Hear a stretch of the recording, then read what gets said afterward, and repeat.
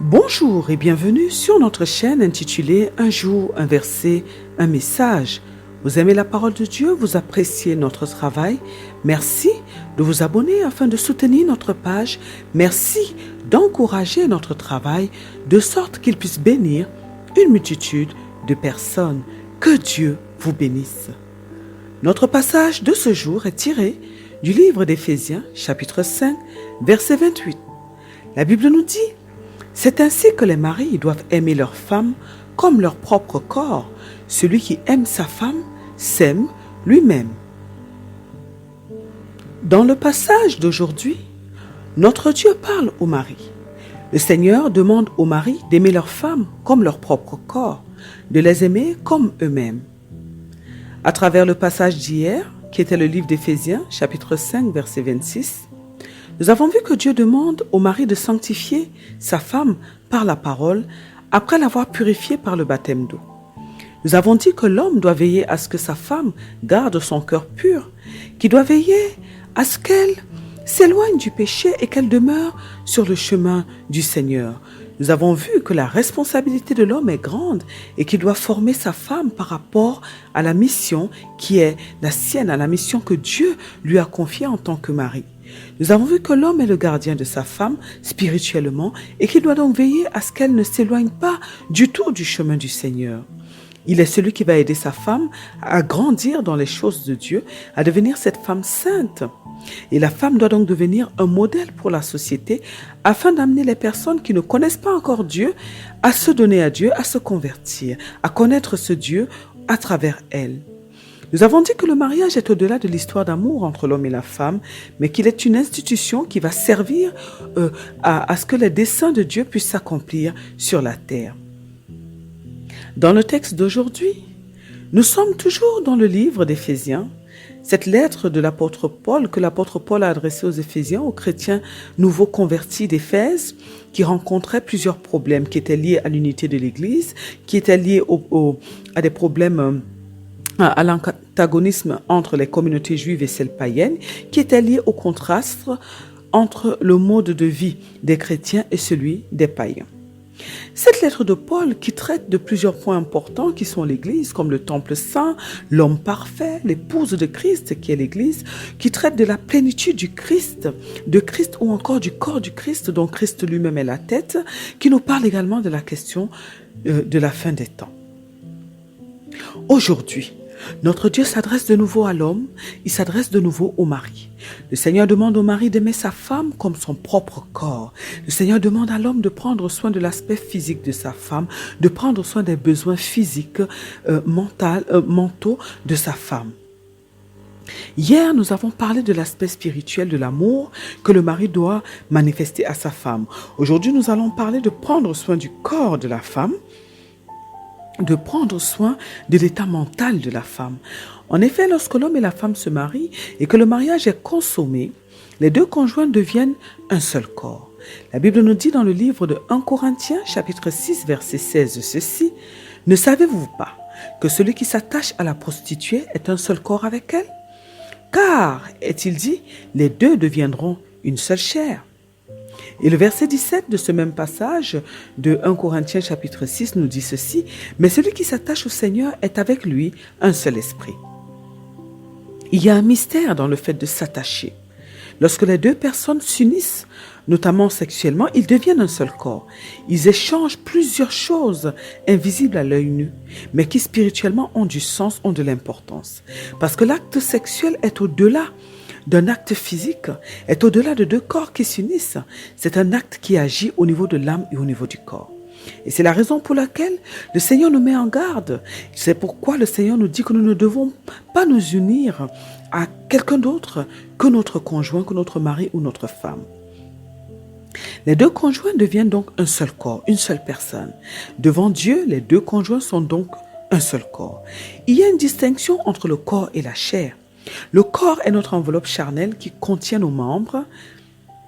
Notre chair, quant à elle, est notre être entier, c'est-à-dire l'homme lui-même en entier, avec toutes ses parties, son corps, son âme, son esprit. Alors, si en s'unissant à une personne, on devient un seul corps, et une seule chair avec elle, cela veut dire qu'on devient tout entier avec cette personne. Et parce que l'homme doit aimer sa femme comme son propre corps, il doit donc la considérer comme si elle est l'homme, comme si elle est lui. À ce moment-là, il n'y a plus de différence entre les deux. Et tout ce que l'homme doit donc faire pour lui-même, il doit le faire également pour sa femme parce qu'elle fait désormais partie de lui. En réalité, nous voyons deux personnes, mais elles constituent une seule personne. Et tout ce qu'il a, tout ce que l'homme a, tout ce qu'il est, c'est aussi ce que sa femme possède et c'est aussi ce qu'elle est. C'est la raison pour laquelle les conjoints doivent faire très attention à tout ce qu'ils font. Parce que le mal qui va toucher l'homme est également le mal qui va toucher la femme. Et le mal que l'homme fait, qu'il commet, est aussi ce qui va impacter négativement sa femme. Et lorsque Dieu demande à l'homme de veiller sur sa femme, d'être un gardien pour elle, le Seigneur est en train de demander à l'homme de se garder lui-même. Parce que si sa femme s'égare, c'est lui qui s'égare, car ils sont tous les deux une seule personne. Mais quand le Seigneur dit à l'homme d'aimer sa femme comme son corps, il est en train de mettre un accent sur l'aspect physique et sur l'aspect mental. L'homme doit prendre soin de sa femme physiquement et mentalement. Il doit veiller à ce qu'elle soit propre, à ce qu'elle soit toujours présentable. Il doit faire en sorte qu'elle ne manque de rien pour les soins de son corps. Parce qu'en réalité, si la femme est négligée physiquement, c'est l'homme qui l'est. La femme transporte l'image de son mari et c'est pareil pour l'homme. C'est pourquoi les deux conjoints doivent veiller à ce qu'ils soient toujours présentables, toujours propres, toujours habillés décemment. Car les deux aussi ensemble transportent l'image de Dieu. Et quand Dieu utilise le mot aimer, il ne parle pas des sentiments ni des émotions. C'est-à-dire que le mari ne va pas prendre soin de sa femme lorsqu'il est de bonne humeur, lorsque cela lui plaît. Ou lorsqu'il est de bonne humeur uniquement, ou encore lorsque sa femme est gentille avec lui. Non, l'amour est au-delà de ce que nous voulons. L'amour est un engagement, c'est un devoir que nous décidons de faire et qui ne dépend pas des circonstances ni de nos humeurs. Nous devons faire la différence entre le devoir et notre volonté, et notre propre volonté. Une fois que nous avons signé notre contrat de mariage, nous devons faire notre devoir, peu importe ce que nous ressentons. C'est pour cela que le mariage n'est pas pour les enfants, parce qu'une personne mature arrive à dominer ses émotions, à dominer ses sentiments, et à faire son devoir sans murmurer. Lorsque Dieu demande au mari d'aimer sa femme comme son propre corps, il est en train de lui dire que cette femme qu'il a prise est lui-même, que les deux constituent une seule personne. Et que de la même manière qu'il prend soin de lui-même, qu'il se donne de l'importance, qu'il doit faire de même à sa femme, malgré les circonstances, malgré les problèmes qu'ils vont avoir, malgré les déceptions qu'il peut avoir venant de sa femme. Les deux doivent faire leur devoir, peu importe. Et l'homme doit donc prendre soin de sa femme comme il le fait pour lui-même tous les jours. Il doit veiller sur ce qu'elle mange. Il doit veiller à ce qu'elle mange convenablement, à ce qu'elle soit vêtue dignement, à ce qu'elle ait à manger tous les jours, à ce qu'elle puisse être épanouie tous les jours. Il doit prendre soin d'elle et de son bien-être physique et mental tous les jours. Cela veut dire qu'il doit veiller à ce que sa femme soit toujours dans la joie et la joie surnaturelle, la paix surnaturelle de Dieu.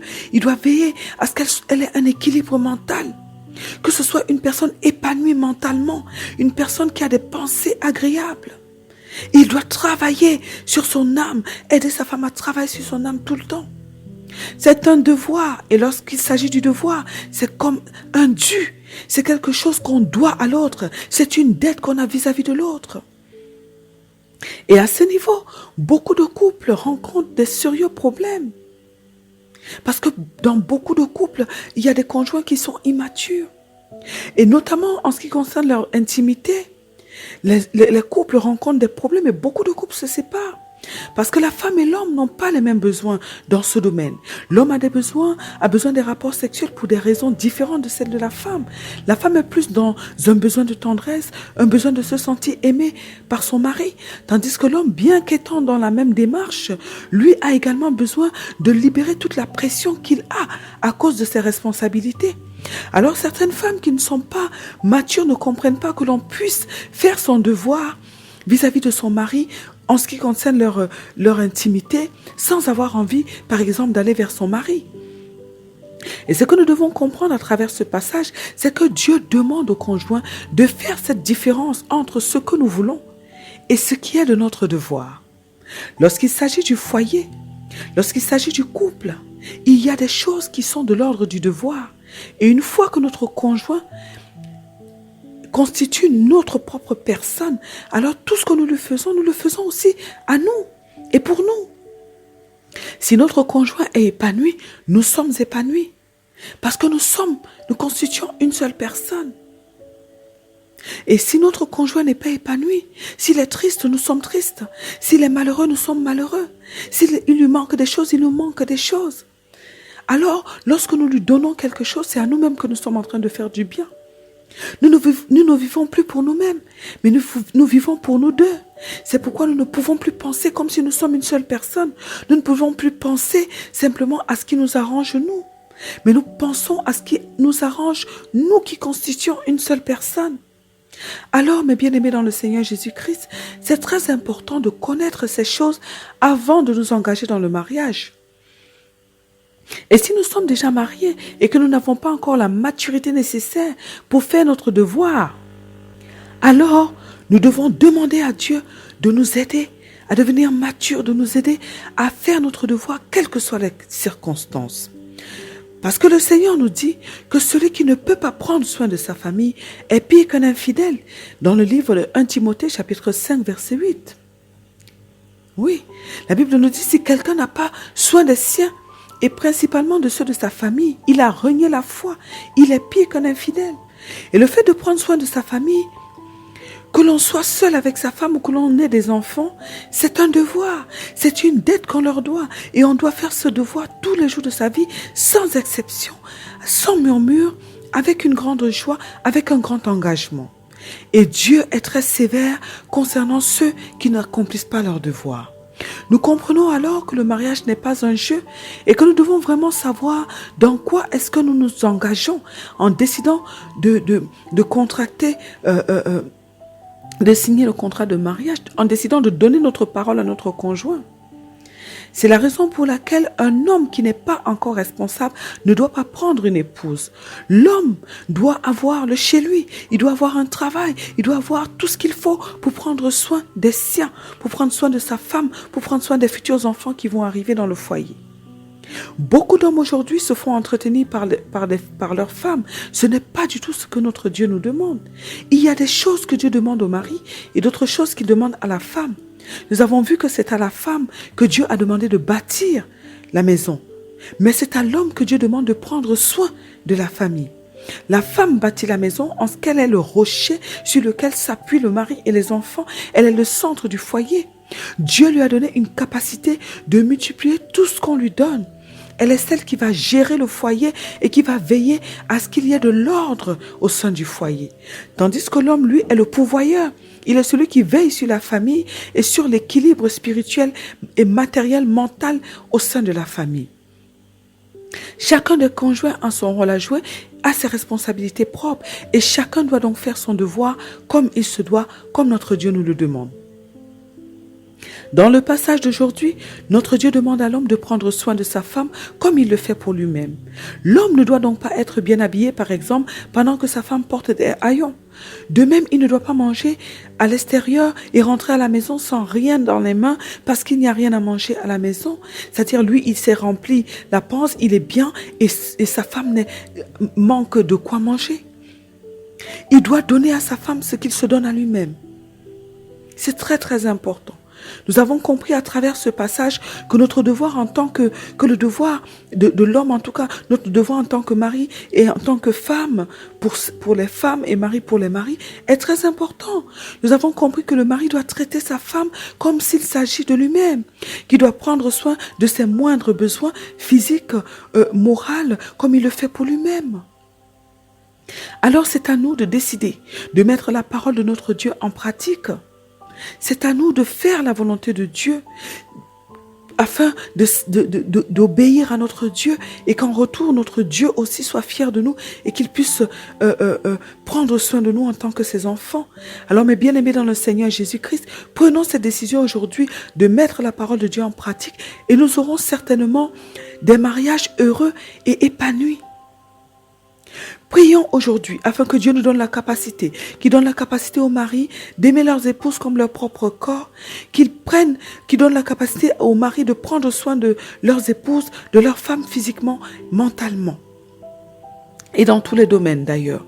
Prions afin que Dieu accorde la grâce aux hommes de connaître leurs devoirs et de le faire tous les jours de leur vie sans murmure. Prions afin que Dieu donne aux hommes la capacité de prendre soin de leur famille selon la volonté de Dieu, au nom puissant de notre Seigneur Jésus-Christ. Amen.